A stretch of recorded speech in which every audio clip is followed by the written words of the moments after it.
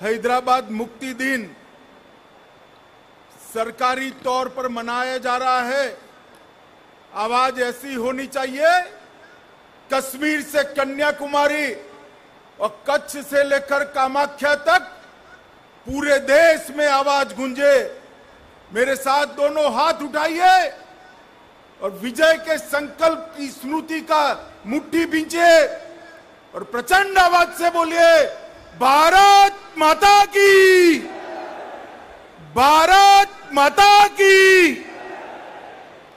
मंच पर उपस्थित मेरे मित्र और केंद्रीय संस्कृति एवं पर्यटन मंत्री श्रीमान जी किशन रेड्डी जी, महाराष्ट्र के सम्माननीय मुख्यमंत्री श्रीमान एकनाथ शिंदे जी, कर्नाटक के परिवहन मंत्री जो हैदराबाद कल्याण कर्नाटक क्षेत्र से आते हैं, श्री बी रामलू जी, अजय कुमार भल्ला जी, श्री तपन डेका जी, श्री उमा नंदूरी जी और आज के कार्यक्रम में उपस्थित स्वतंत्रता सेनानियों और वीर शहीद जिन्होंने हैदराबाद की मुक्ति के लिए सर्वस्व बलिदान दिया है, उनके परिवारजनों, प्यारे भाइयों और बहनों,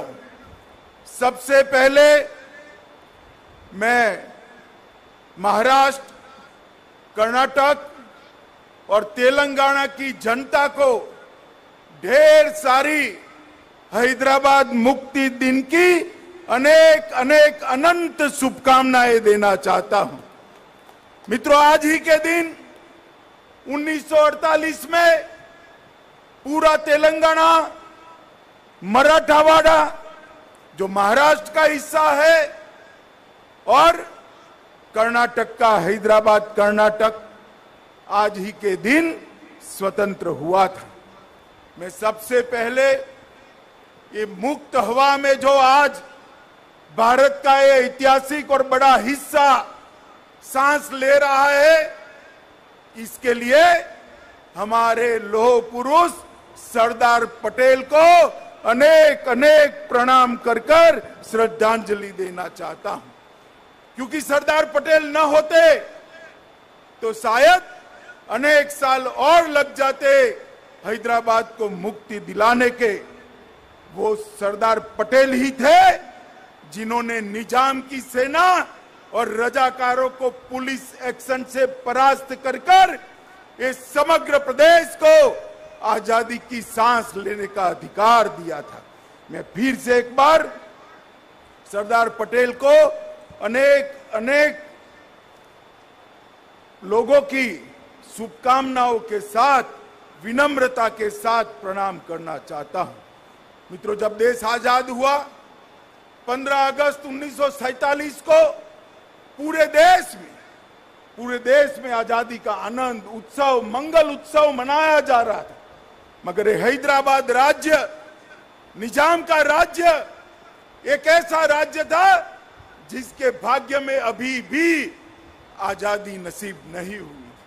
13 महीने तक निजाम के रजाकारों की असहनीय यातनाओं को ये पूरा क्षेत्र सहन करता रहा, अन्यायों को सहन करता रहा, अत्याचारों को सहन करता रहा। उसके बाद जब सरदार पटेल ने पुलिस एक्शन लिया, तब जाकर ये हमारा तेलंगाना स्वतंत्र हुआ था।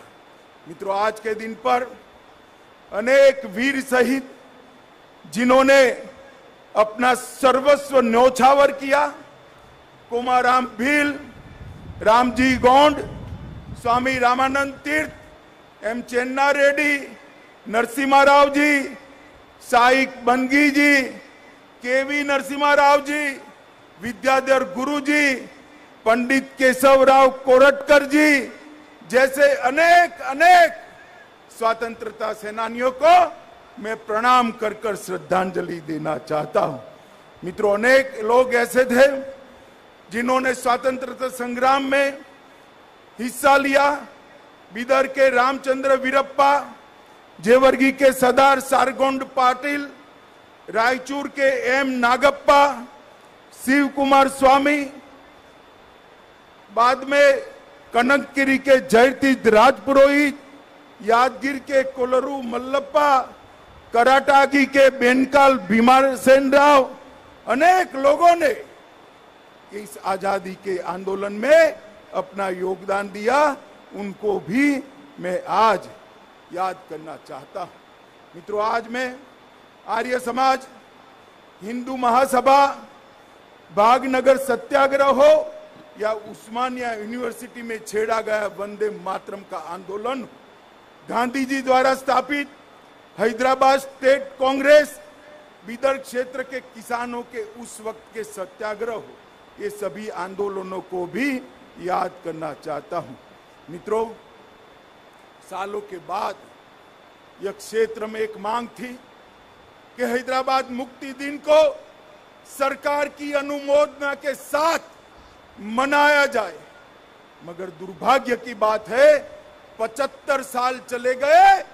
जिन्होंने यहां पर शासन किया, उन्होंने वोट बैंक की राजनीति के कारण हैदराबाद मुक्ति दिन मनाने का साहस नहीं किया। वादे तो अनेक लोगों ने किए, चुनावों में वादे किए, आंदोलनों में वादे किए, मगर सत्ता पर आते ही रजाकारों की भय से पलट गए। आज मैं भारत सरकार के प्रधानमंत्री नरेंद्र मोदी जी को लाख लाख बधाई देना चाहता हूं, जिन्होंने निर्णय किया कि हैदराबाद मुक्ति दिन को मनाया जाएगा। और मुझे आश्चर्य भी नहीं है, आनंद है इस बात का कि जैसे ही मोदी जी ने घोषणा की, अब सब लोग हैदराबाद मुक्ति दिन मनाते तो है, मगर नाम हैदराबाद मुक्ति दिन नहीं देते हैं। अभी भी जहन में डर है। मैं कहना चाहता हूं उन लोगों को, अपने दिल से वो डर उखाड़ कर फेंक दो। अब रजाकार इस देश का निर्णय नहीं कर सकते। इस देश को आजादी मिले 75 साल हो गए। मित्रों, आज मैं फिर से एक बार मोदी जी को बहुत बहुत बधाई देना चाहता हूं, क्योंकि कर्नाटक, महाराष्ट्र और मेरे प्रिय तेलंगाना के सभी जनता की मन की भावना को समझते हुए इन्होंने ये हैदराबाद मुक्ति दिन मनाने का निर्णय किया। मित्रों, आज हैदराबाद मुक्ति दिन मनाने का उद्देश्य बड़ा स्पष्ट है। इस मुक्ति आंदोलन की कहानी को नई पीढ़ी तक पहुंचाना है। मुक्ति संग्राम के नामी अनामी अनेक योद्धाओं को, शहीदों को जनमानस में पुनर्जीवित कर नई पीढ़ी को देशभक्ति की लौ जगानी है। इस संघर्ष गाथा के बारे में मैं चाहूंगा कि पूरे पुराने हैदराबाद स्टेट के आज के तीनों राज्यों के हिस्सों में यूनिवर्सिटी में इस पर रिसर्च हो और अत्याचारों के खिलाफ जो संघर्ष हुआ उसका डॉक्यूमेंटेशन किया जाए, और वो डॉक्यूमेंटेशन को न केवल पुराने हैदराबाद स्टेट, देश भर के कोने कोने में पहुंचाकर ये वीरों की वीर गाथा को श्रद्धांजलि दी जाए। हमारी नई पीढ़ी में देशभक्ति की भावना इससे पुनर्जीवित होगी, और जिन्होंने भी देश के लिए सब कुछ न्यौछावर किया है, वो उनके सम्मान के अधिकारी है, उनको अधिकार मिलेगा। मित्रों, ऑपरेशन पोलो का निर्णय महान सरदार पटेल ने, लोक पुरुष सरदार पटेल ने ढेर सारी कठिनाइयों के बावजूद लिया था, क्योंकि वो जानते थे जब तक निजाम के रजाकारों को परास्त नहीं करते, हैदराबाद स्टेट को आजाद नहीं करते, अखंड भारत का स्वप्न पूरा नहीं हो सकता। भारत के मध्य में ही इतना बड़ा हिस्सा अगर अपने आप को स्वतंत्र मानकर अत्याचारी शासन करता है, तो महात्मा गांधी का स्वतंत्र भारत का स्वप्न कभी पूरा नहीं हो सकता। के एम मुंशी और सरदार पटेल, ये दोनों ने, मुंशी जी ने एजेंट जनरल नाटे रिपोर्ट ली और माउंटबेटन के थर्ड डोमिनियन की परिकल्पना को विच्छेद करते हुए सरदार पटेल ने यहां पुलिस एक्शन लिया और हमारा ये हिस्सा आजाद हुआ। मित्रों, 13 सितंबर से 17 सितंबर 109 घंटे तक अनेक वीर यहां पर शहीद हुए। मैं अभी अभी उन वीरों के शहीद स्मारक को श्रद्धांजलि देकर यहां आया हूं। मित्रों, रजाकारों ने अपना डर खड़ा करने के लिए ढेर सारे नए नए कानून लगाए, चाहे विधायी का अधिकार हो, निजाम की निजी संपत्ति को निजी घोषित करना हो, सार्वजनिक कार्यक्रमों पर पाबंदी लगानी हो, हिंदुओं को मफूसा और गैर मफूसा के जमीन के अधिकार के कानून से अन्याय करना हो, महान तेलुगु, कन्नड़ और मराठी भाषा पर आक्रमण कर उर्दू माध्यम में ही शिक्षा होना ये आदेश करना हो, उद्योगों का निजीकरण करना हो, सरकारी भर्ती में अन्यायी भर्ती करनी हो या सांस्कृतिक आक्रमण करना हो, हर तरह से ये तीनों राज्यों की जनता को कुचलने का एक निकृष्ट प्रयास निजाम और उनके रजाकारों ने किया था, जिनके खिलाफ हमारे लोगों ने आंदोलन किया था और अंततोगत्वा हम विजयी हुए। मित्रों, कई सारे लोगों ने इसके लिए अपनी जान गंवाई। मैं 2-3 घटनाएं जरूर बताना चाहता हूं। परभणी जिले का गूड़ा गांव, जहां एक कुएं में गांव के 300 लोगों को डालकर कुएं को मिट्टी के तेल से आग लगाकर सभी लोगों को जिंदा जला दिया गया था। इसके साथ बीदर जिले के घोटा गांव में जिस तरह महिलाओं को अपमानित किया गया, आज भी हम नहीं भूल सकते। और मैं अभी तेलंगाना में मेरा बूथ प्रवास था, तब गुंडरामपल्ली गया था, वहां पर भी नृशंस हत्याकांड हुआ था। नरसिम्हा राव जी ने उसको दक्षिण के जलियांवाला बाग के नाम से स्वीकृति देने का काम किया था। ये सारे हत्याकांडों के खिलाफ, अन्यायी शासन के खिलाफ हिंदू महासभा, आर्य सभा और हिंदू जागृति समिति ने केशवराव कोरटकर और वामनराव नाइक जैसे महानुभावों ने महान लोकमान्य तिलक से प्रेरणा लेकर ये आजादी का आंदोलन चालू किया था। मुझे आज बड़ी संतुष्टि, मोदी जी ने हैदराबाद मुक्ति दिवस को संपूर्ण शासकीय आदेश के अंतर्गत मनाने का निर्णय कर हैदराबाद मुक्ति के आंदोलन को एक प्रकार से स्वीकृति और श्रद्धांजलि देने का काम किया है। मैं मोदी जी को बहुत बहुत साधुवाद देना चाहता हूं और तेलंगाना की जनता को भी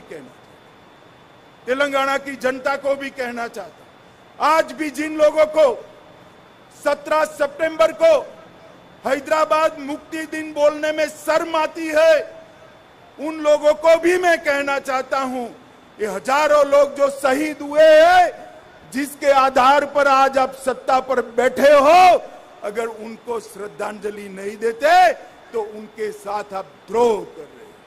तेलंगाना की जनता को भी मैं कहना चाहता हूं, ये महान तेलंगाना राज्य की रचना जिस उद्देश्य से हुई, सत्ता पर बैठकर उद्देश्यों को जो भूल जाते हैं, जनता ने उनको नहीं भूलाना चाहिए। मुझे विश्वास है मित्रों कि ये जो आज मोदी जी ने परंपरा शुरू की है हैदराबाद मुक्ति दिन मनाने की, ये इससे भी ज्यादा जोर शोर के साथ अनेक सालों तक मनाया जाएगा और हैदराबाद को स्वतंत्र करने वाले सभी स्वतंत्र सेनानियों के शहीदों के सम्मान में यशोगान हर साल गाए जाएंगे। मैं फिर से एक बार पुराने हैदराबाद राज्य के आज के तीनों राज्य कर्नाटक, महाराष्ट्र और ये तेलंगाना के पूरा राज्य के सभी नागरिकों को हैदराबाद मुक्ति दिन की बहुत बहुत बधाई देना चाहता हूं और इनको विश्वास दिलाना चाहता हूं।